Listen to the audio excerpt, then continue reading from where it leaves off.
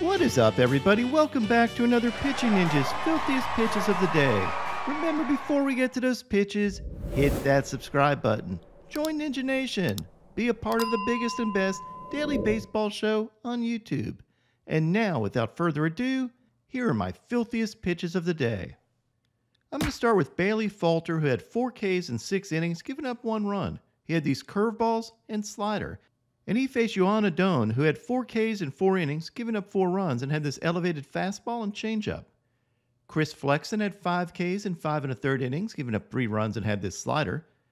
He faced Javier Assad, who had 4 Ks in 3 1/3 innings, giving up 4 runs, and had these fastballs and sliders.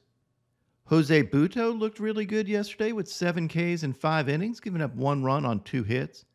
He had this nasty slider, causing Ketel Marte to unleash his dirty fast bat. That bat throw was filthy, as well as these nasty changeups. He faced off against Ryan Nelson, who had 3 Ks in 4 1/3 innings, but gave up 5 runs and had this slider. Zach Littell had 8 Ks in 7 innings, giving up 3 runs and had these fastballs, sliders, and dirty splitters. He faced Joe Ryan, who had 7 Ks in 4 2/3 innings, giving up 2 runs, and Ryan picked up most of his Ks on his combination of fastballs and splitters.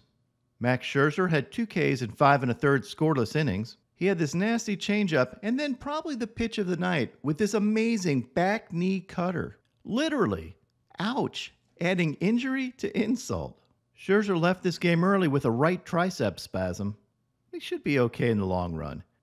Scherzer battled Hyunjin Ryu, who had 5 Ks in 6 innings, giving up 3 runs, and had this painted fastball, this changeup, and then this beautiful slow curveball at 62.6 miles an hour. Ryu is so much fun if you like just pure pitching. Nick Pivetta had 10 strikeouts in 5 1/3 innings, giving up 3 runs. He had these overpowering fastballs, these wicked sweepers and sliders, and picked up a sword on a slider. I also love this chin music to Leahey and his delayed reaction and bat toss. I decided to add an exploding baseball to make this look a little more realistic. Pivetta faced Randy Vasquez, who had 3 Ks in 3 2/3 innings, giving up 2 runs. Vasquez got Ks on his fastball, and then this sweeper that broke 20 inches. Look at that thing. That is filthy. Lance Lynn had 3 Ks in 7 innings, giving up 2 runs, and had this FU fastball. Yes, literally. They go swing and a miss. That's just what Lance Lynn does. Lynn outdueled Michael Wacha, who had 3 Ks in 4 innings, but gave up 7 runs. Wacha picked up Ks on his changeup and had this Jiffy Lube special. Brandon Bird Dog Williamson had 4 Ks in 4 innings. Giving up 5 runs, he got his Ks on his cutters, including this backdoor cutter. I'm a little bitter today because he also cost me my K-prop parlay. Both Peralta and Fried, who we'll get to, hit their numbers.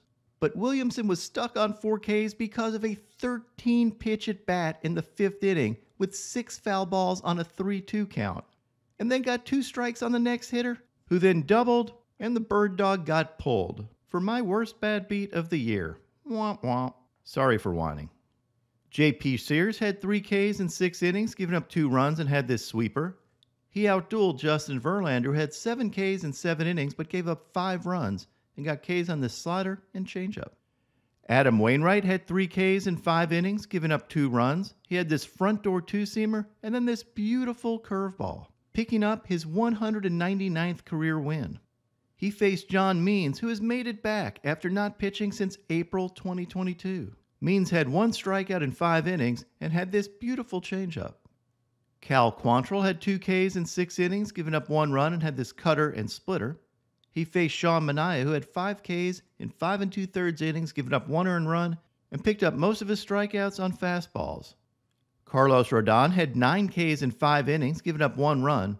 After a slow start, he really picked it up. His fastball was up to 98 miles an hour, and he also worked in some wicked sliders. He faced off against Cutter Crawford, who had 7 Ks in 4 2/3 innings, giving up 1 run. Cutter picked up Ks on his fastballs, including this painted fastballs, as well as, of course, his cutters, and got a sword on this cutter. Max Fried had 6 Ks in 5 innings, giving up 1 run. Fried kept the Phillies in check with his fastballs, these changeups, which were actually really nasty, as well as this beautiful curveball. And he faced Zach Wheeler, who had these painted fastballs and curveballs. But the sequence of the night was this amazing 8-pitch, 1-ball walk. Yep, Wheeler walked Riley on 8 pitches with only 1 pitch being out of the zone, and that was out of the zone just barely. I guess we can call these paintballs. Absolutely frustrating for Wheeler. Dylan Cease had 8 Ks in 5 1/3 innings, giving up 1 run on only 4 hits, and had these fastballs, sliders, and picked up a sword. He really looked like prime Dylan Cease here. This is the Dylan Cease we saw all of last year. Freddy Peralta was outstanding yet again, with 9 Ks in 6 1/3 innings, giving up only 1 run on 2 hits. He dominated using his fastballs, including this elevated fastball for a sword, as well as his changeups, sliders, and curveballs, and picked up his 200th K of the season this game. He's 4th in the majors in K per 9 at 11.5. Patrick Sandoval had 4 Ks in 5 innings, giving up 5 runs, and had this slider, and he faced yesterday's filthiest starting pitcher of the day, Bryan Woo. Woo threw 82% fastballs this game, both 4-seam and 2-seam fastballs, and picked up 15 whiffs on his fastballs for 8 strikeouts and 5 2/3 scoreless innings, giving up only 4 hits. He also worked in some cutters, as well as some changeups, and here's an overlay of a 90-mile-an-hour changeup and an elevated fastball. And you can see why that combination is so tough on hitters. That changeup fades while that fastball keeps its plane and keeps rising. Woo has a great vertical attack angle on his fastball, making it really tough for hitters to square up because he has such a low release point. Congrats to Bryan Woo on winning the filthiest starting pitcher of the day. Let's all give him a big Ric Flair. Woo! Now onto my filthiest relievers. Yoan Duran didn't pick up a K, but had these blazing fastballs. Jose Alvarado had this fastball and cutter and got absolutely fired up. John Schreiber had these fastballs and got absolutely fired up. AJ Minter had this fastball and cutter, and guess what? He got absolutely fired up too. I love it. Caleb Thielbar had this beautiful curveball.